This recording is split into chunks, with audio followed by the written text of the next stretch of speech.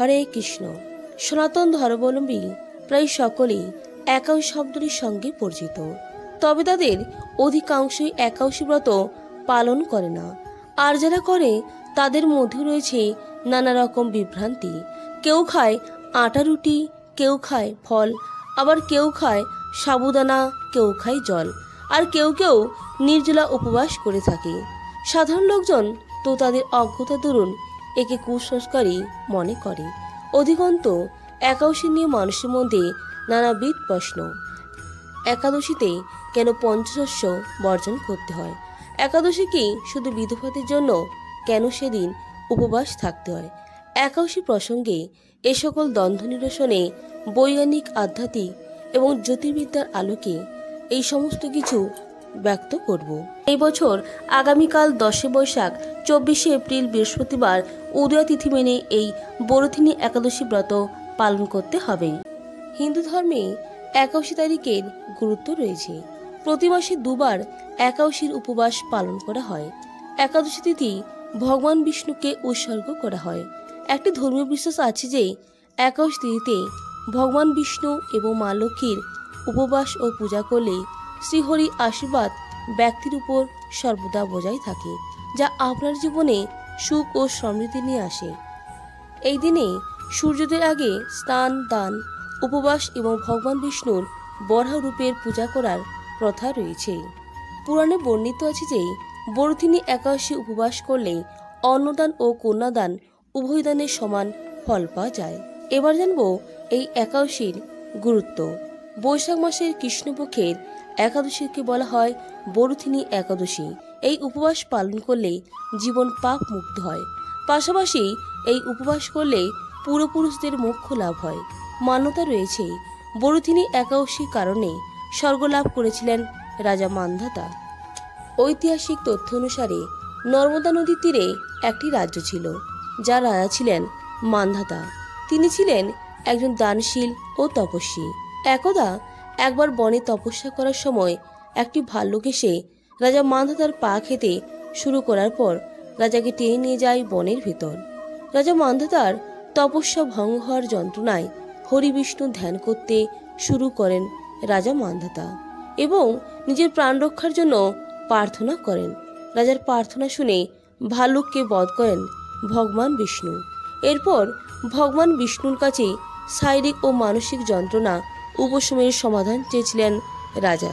ভগবান বিষ্ণু বলেন রাজা তার পুরানো কৃতকর্মের ফল ভোগ করছেন। ভগবান বিষ্ণু রাজাকে বলেন মথুরায় গিয়ে বৈশাখ মাসের কৃষ্ণপক্ষের একাদশীর উপবাস করলে সকল কষ্ট থেকে মুক্তি মিলবে। ভগবান বিষ্ণুর আদেশে বরথিনী একাদশীর উপবাস করেন রাজা মান্ধাতা। এই উপবাসের পর রাজার শরীর নিখুঁত হতে শুরু করে। সেই থেকে গুরুত্ব বেড়ে যায় বরথিনী একাদশী উপবাসের। মান্যতা রয়েছে এই উপবাসের মাধ্যমে ইহকাল ও পরকাল উভয় জগতে সুখ লাভ হয়। বরথিনী একাদশীর উপবাস করলে পাওয়া যায় 10,000 বছরের তপস্যার ফল। এবার আমরা জানব একাদশী কি। একাদশী একটি সংস্কৃত শব্দ। জ্যোতিষশাস্ত্র বা বৈদিক দিনপঞ্জি অনুযায়ী মাসের 2টি পক্ষের 11তম দিবসে তা অনুষ্ঠিত হয়। অর্থাৎ প্রতি মাসে 2টি একাদশী তিথি হয়ে থাকে।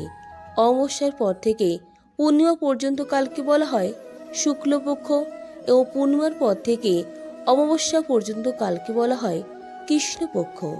এভাবে 12 মাসে 24টি একাদশী। তবে কোনো বছরে অধিমাস বা পুরুষোত্তম মাস থাকলে তখন অতিরিক্ত 2টি একাদশী হয়।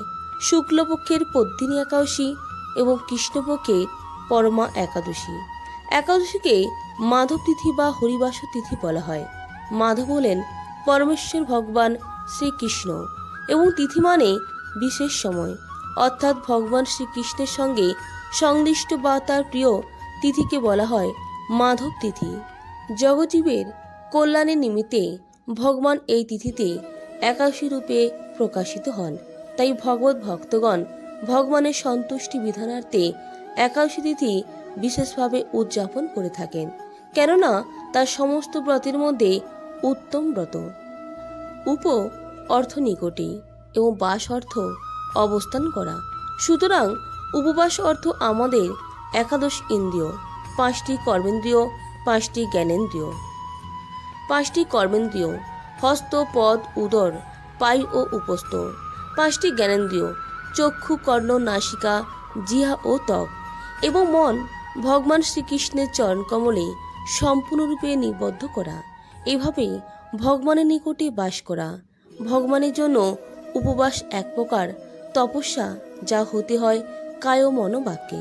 তাই উপবাসকালে অধিক মাত্রায় ভগবানের সেবা করার মাধ্যমে কায় অর্থাৎ দেহ, অধিক সংখ্যক হরিনাম জপ ও হরিকথা কীর্তনের মাধ্যমে বাক্য এবং এভাবে নিরন্তর ভগবত চিন্তার মাধ্যমে মন একাগ্র করে তপস্যা করতে হয়। সুতরাং উপবাসের অর্থ শুধু অনাহারে থাকা নয়, অনাহারে থেকে কিভাবে ভগবানকে সন্তুষ্ট করা যায়। মূল বিষয় হল আহার, নিদ্রা প্রভৃতি ইন্দ্রিয় তর্পণমূলক কাজে কম গুরুত্ব আরোপ করা, যাতে ভগবানের চরণে আমাদের মন নিবদ্ধ হতে পারে। এই প্রসঙ্গে শিল ভক্তি সিদ্ধান্ত সরস্বতী ঠাকুর একবার তার এক শিষ্যকে বলেছিলেন, সংকীর্তনে গ্রন্থ প্রচার করতে গিয়ে যদি একাদশী ভঙ্গ করতে হয় তাহলে তাই করো। তিনি এটাই বোঝাতে চেয়েছিলেন যে ভগবানকে স্মরণ করা বা তার সেবা করা অনাহারে থাকার চেয়েও কত গুরুত্বপূর্ণ।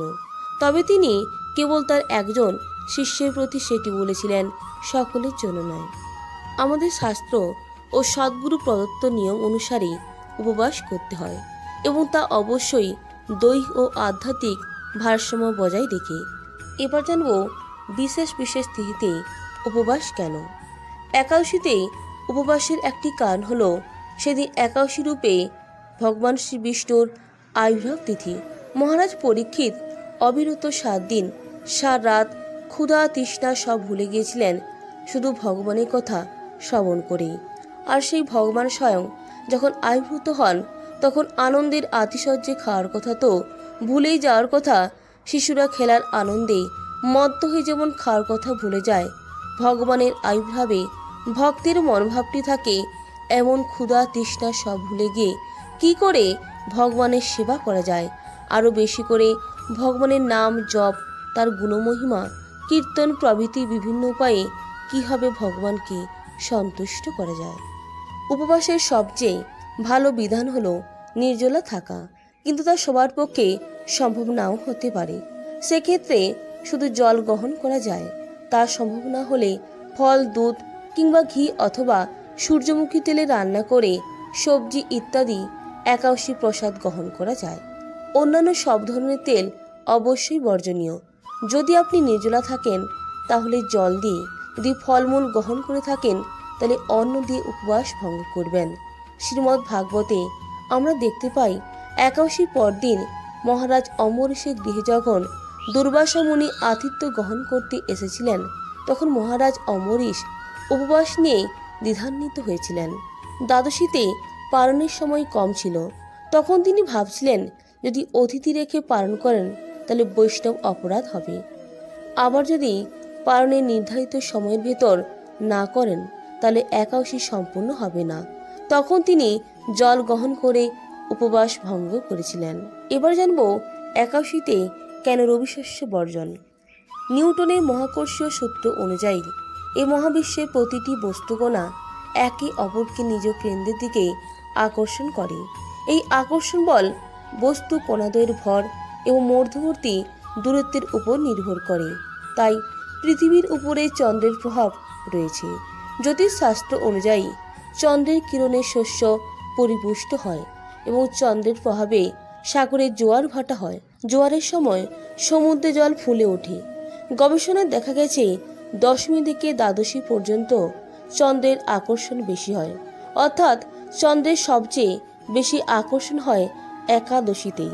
কঠিন বস্তুর চেয়ে তরল এবং বায়বীয় পদার্থের ক্ষেত্রে চন্দ্রের আকর্ষণ ভালোভাবে কাজ করে।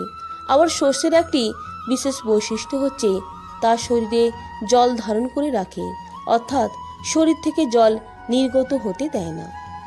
তদুপরি আমাদের শরীরের শতকরা 70 থেকে 75 ভাগই জল। তাই যদি একাদশীতে শস্য গ্রহণ করা হয় তবে দেহে জলের আধিক্য হয় এবং অনেক রোগ সৃষ্টি করে। চিকিৎসা বিজ্ঞানেও একই তথ্য পাওয়া যায়।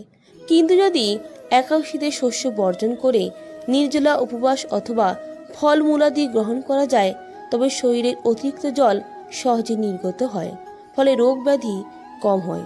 সুতরাং বৈদিক শাস্ত্রে একাদশীতে ধান, গম, যব, ভুট্টা, ডাল, সরিষা ইত্যাদি রবিশস্য বর্জনের যে নির্দেশ দেওয়া হয়েছে তা সম্পূর্ণরূপে বিজ্ঞানসম্মত।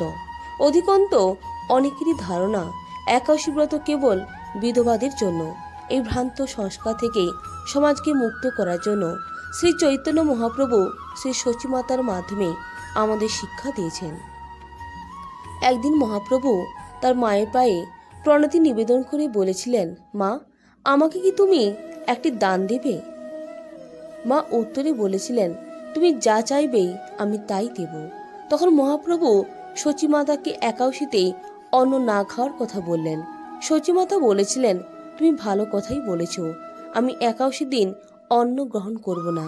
সেদিন থেকেই তিনি একাদশীর উপবাস করতে শুরু করলেন।